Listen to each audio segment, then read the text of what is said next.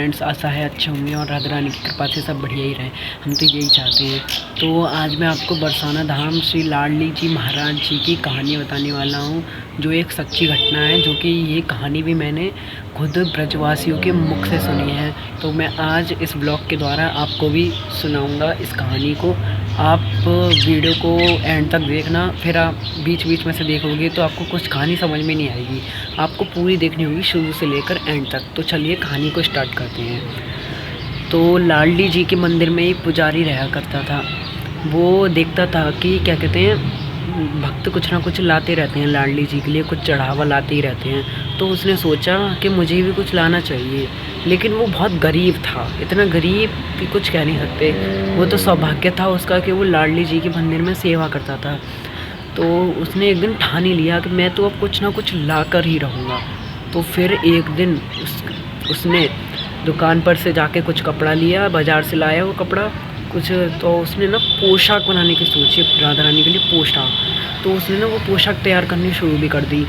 तो मंदिर में भी पूजा करने जाता रहता था और रात को आके पोशाक भी बनाता रहता था। उसने वो पोशाक 3 महीनों में तैयार कर ली थी, 3 महीनों में। तो उसने एकदम बहुत सुंदर पोशाक तैयार की थी, इतनी सुंदर कि कोई जवाब नहीं। तो वो उस पोशाक को लेकर गया मंदिर पर, लेने जाने वाला था। तो क्या कहते हैं, वो 2-3 सीढ़ी चढ़ ही रहा था कि तभी एक कन्या आ गई और हट करने लगी कि मुझे ये पोशाक दे दो। तो पुजारी ने मना कर दिया, नहीं बेटी, ये मैं पोशाक तुम्हें नहीं दे सकता, क्योंकि ये मैं राधा रानी के लिए लाया हूँ। तो फिर वो लड़की जो है हट पे आ गई, बिल्कुल हट पे मतलब जिद पे आ गई, वो मान ही नहीं रही थी। तो उसने ना, पुजारी ने कहा, बेटा मैं क्या कहते हैं आपको दूसरी ला दूँगा। तो वो कन्या तो मान ही नहीं रही थी।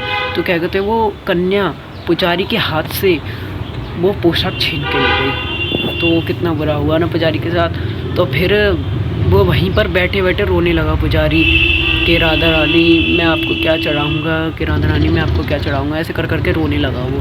तभी वहीं के ब्रजवासी आ गए कि क्या कहते हैं, भाई चलो मंदिर की आरती का समय हो रहा है। फिर मंदिर की आरती का भी समय हो रहा था, उनको मनाने लगे। लेकिन वो पुजारी मान ही नहीं रहा था। लेकिन कैसे भी कैसे करके ब्रजवासियों ने उन्हें मना ही लिया पुजारी जी को। फिर उन्होंने राधा रानी के पट खोले। तो गाइस, आप बिलीव नहीं करोगे कि राधा रानी ने खुद वो पोशाक धारण की हुई थी और पुजारी बहुत खुश हो गया। तो तभी वहाँ पर आकाशवाणी हुई।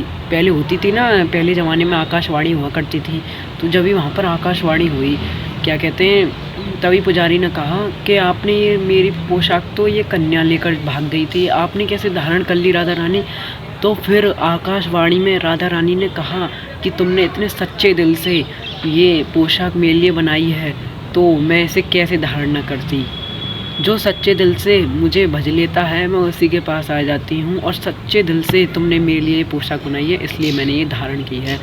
तो यहीं पर कहानी का हो गया था। फिर क्या कहते हैं, फिर पुजारी भी खुश और सब खुश होने लगे। और फिर क्या कहते हैं, मेरा ब्लॉग भी यहीं ख़त्म होता है। राधे राधे बोल बरसाने वाली की जय। और मेरे ब्लॉग पसंद आते हो तो like, share, comment and subscribe भी जरूर कर लेना प्लीज़। राधे राधे।